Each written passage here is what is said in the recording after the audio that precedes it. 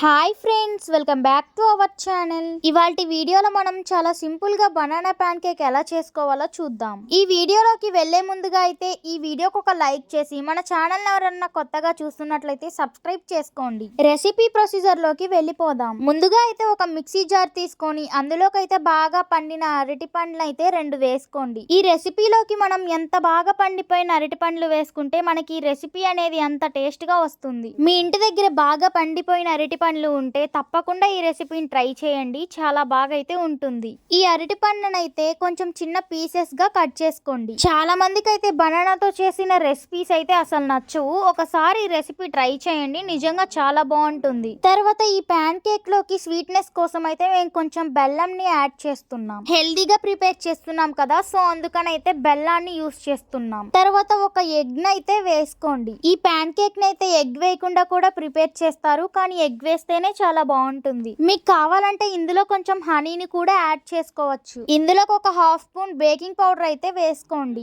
Next ఒక half spoon vanilla essence కూడా వేసుకోండి. మీ దగ్గర వెనిలా ఎసెన్స్ లేకుంటే యాలకుల పొడి కూడా వేసుకోవచ్చు. ఇప్పుడు ఇందులోకి ఒక కప్పు మిల్క్ అయితే పోసుకోండి. ఈ మిశ్రమాన్ని మిక్సీ పట్టుకోండి. మనం జ్యూస్ కి ఎలాగైతే మిక్సీ పట్టుకుంటామో సేమ్ అలానే దీనికి కూడా మిక్సీ పట్టుకోవాలి. చాలా మందికి అయితే బనానా జ్యూస్ కూడా నచ్చదు. ఒకసారి ట్రై చేస్తే కదా ఎలా ఉంటుందో తెలిసేది.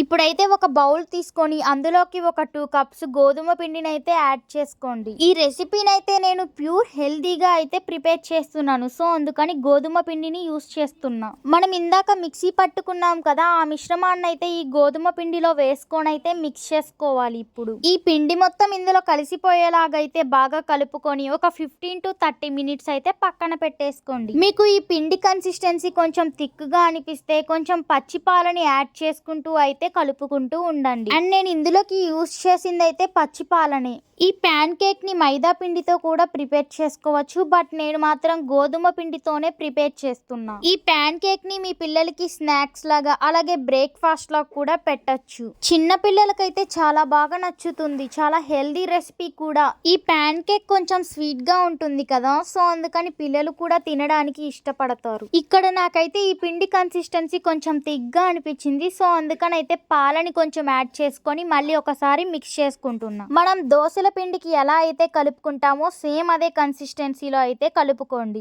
ఈ రెసిపీ ప్రిపేర్ చేసుకోవడానికి మనకి పెద్దగా టైం కూడా పట్టదు, సో తప్పకుండా ఒకసారి అయితే ట్రై చేయండి. చాలా తక్కువ ఇంగ్రీడియంట్స్ తో అలాగే తక్కువ సమయంలో అయితే ప్రిపేర్ చేసుకోవచ్చు. సో ఎవరైనా గెస్ట్ వచ్చినప్పుడు అయితే తప్పకుండా ట్రై చేయండి. ఎప్పుడు రొటీన్ బ్రేక్ఫాస్ట్ కాకుండా అయితే ఇలా ప్యాన్ కేక్ చేసి పెట్టండి, చాలా బాగుంటుంది. ఈ మిశ్రమాన్ని ఒక 15 to 30 మినిట్స్ పక్కన పెట్టుకున్న తర్వాత అయితే ఒక ప్యాన్ పెట్టుకొని ప్యాన్ హీట్ అయిన తర్వాత నెయ్యిని అప్లై చేసుకోండి. ఇప్పుడైతే ఈ ప్యాన్ మీద మనం ముందుగా ప్రిపేర్ చేసుకొని పెట్టుకున్న పిండి మిశ్రమాన్ని అయితే పోసుకోండి.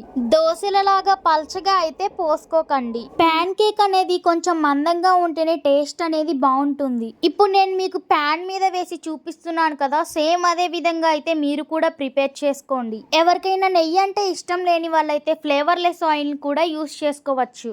బట్ నెయ్యి యూస్ చేసిన ప్యాన్ కేక్ కి ఆయిల్ యూస్ చేసిన ప్యాన్ కేక్ అయితే టేస్ట్ చాలా డిఫరెంట్ గా ఉంటుంది. మేమైతే నెయ్యి తింటాము, సో అందుకని మేము నెయ్యే యూస్ చేసాం. ఈ ప్యాన్ కేక్ కాలినప్పుడు ఇలా గరిటెతో తీసేటప్పుడు అయితే జారుతూ ఉంటుంది, సో ఇంకొక గరిట హెల్ప్ తీసుకొని అయితే మరొక సైడ్ కి టర్న్ చేసుకోండి. ఈ ప్యాన్ కేక్ ని మరొక సైడ్ కి టర్న్ చేసేటప్పుడు అయితే కొంచెం జాగ్రత్తగా తిప్పుకోండి, లేకుంటే విరిగిపోయే ఛాన్సెస్ అయితే ఉన్నాయి. అందుకనే నేను ఇంకొక గరిట హెల్ప్ అయితే తీసుకున్నా. ఇప్పుడు ఇటు సైడ్ కూడా కొంచెం నెయ్యిని అయితే అప్లై చేసుకోండి. మీరు కొంచెం నెయ్యి ఎక్కువ తినే వాళ్ళైతే కొంచెం ఎక్కువగా కూడా అప్లై చేసుకోవచ్చు. ఈ ప్యాన్ కేక్ రెసిపీ అయితే చాలా హెల్దీ అండ్ అలాగే టేస్టీ రెసిపీ. ఇందులో యూస్ చేసిన ఇంగ్రీడియంట్స్ అన్ని కూడా హెల్త్ కి చాలా మంచివి. మీ ఇంటి దగ్గర చిన్న పిల్లలు ఎవరైనా ఉంటే మాత్రం వాళ్ళకి తప్పకుండా పెట్టండి, చాలా బాగుంటుంది టేస్ట్ అనేది, వాళ్ళు ఇష్టంగా తింటారు. చాలా మంది పిల్లలు అయితే సరిగ్గా ఫుడ్ తీసుకోరని అంటుంటారు కదా, ఇలాంటి రెసిపీస్ అయితే ట్రై చేయండి, తప్పకుండా వాళ్ళు కూడా కొత్తగా ఉండేసరికి తింటారు. మీకు కావాలంటే ఇందులో కొంచెం హనీ కూడా యూస్ చేసుకోవచ్చు, పిల్లలకి చాలా మంచిది. ఇప్పుడు మరొక ప్యాన్ కేక్ ఎలా వేసుకోవాలో మళ్ళీ ఒకసారి అయితే చూసేయండి.